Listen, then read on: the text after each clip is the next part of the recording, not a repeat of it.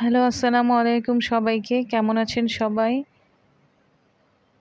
নিজেদের গাছ থেকে সবজি পেড়ে রান্না করে খাওয়ার মজাই আলাদা। আমাদের বাসার বারান্দায় বরবটি গাছে মাশাআল্লাহ বরবটিগুলো বড় হয়ে গেছে। তাই ভাবলাম আজকে বরবটিগুলোকে দিয়ে মাছ দিয়ে একটা ভর্তা রেসিপি তৈরি করব। চলে আসলাম বরবটি পাড়ার জন্য। একটি কেচির সাহায্যে আমি বরবটিগুলোকে পেড়ে নিচ্ছি।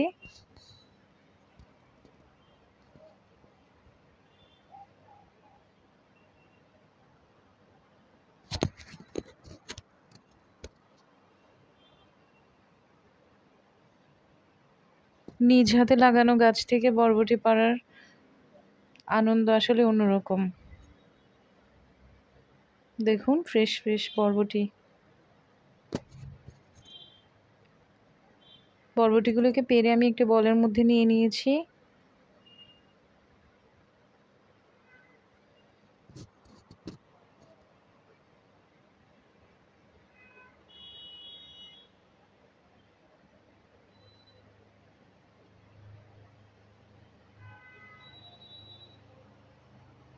এই তো পেরে নিলাম বরবটি।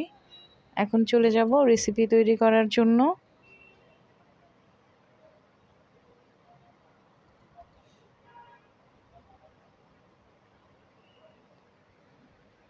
বরবটিগুলোকে প্রথমে আমি বড় বড় টুকরো করে কেটে নিব। বোটার দিকে এবং ফুলের দিকের কিছু অংশ আমি ফেলে দিয়েছি। এখন আমি বড় বড় টুকরো করে কেটে নিচ্ছি।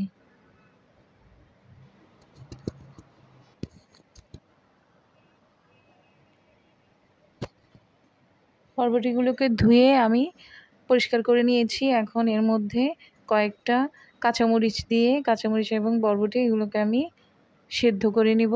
এ পর্যায়ে দিয়ে দিলাম কয়েক টুকরো রসুন। সেদ্ধ হয়ে গেলে আমি একটি চালনিতে নিয়ে পানি ছেঁকে নেব।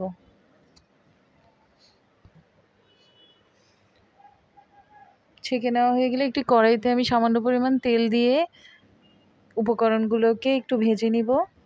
তাতে করে এর মধ্যে যে পানি ছিল পানিগুলো শুকিয়ে যাবে। পানিগুলো শুকানো পর্যন্তই আমাকে এগুলোকে ভাজতে হবে।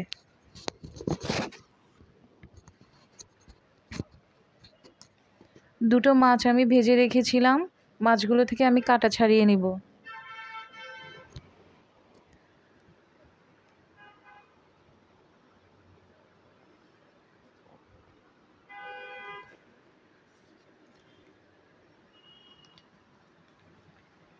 প্রথমে আমি বরবটি, কাঁচামরিচ এবং রসুন সেদ্ধগুলোকে বেটে নিব।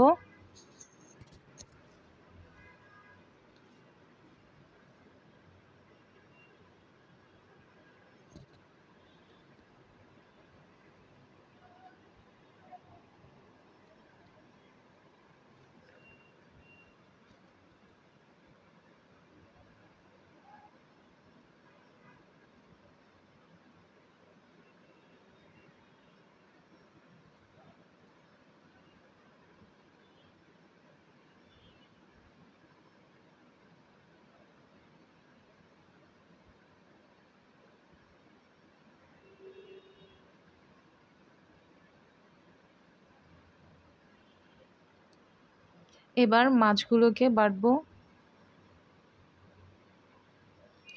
পরিমাণ মতো লবণ দিয়ে আমি মাছগুলোকে বেটে নিব। লবণ দিয়ে মাছগুলো বাটলে হবে কি, মাছগুলো বাটতে একটু ইজি হবে।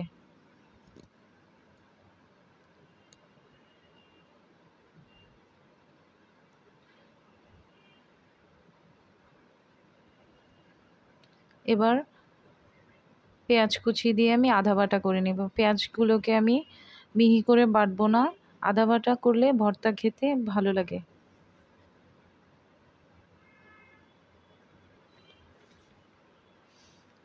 এবার আমি সব উপকরণগুলোকে একসাথে মিশিয়ে নেব।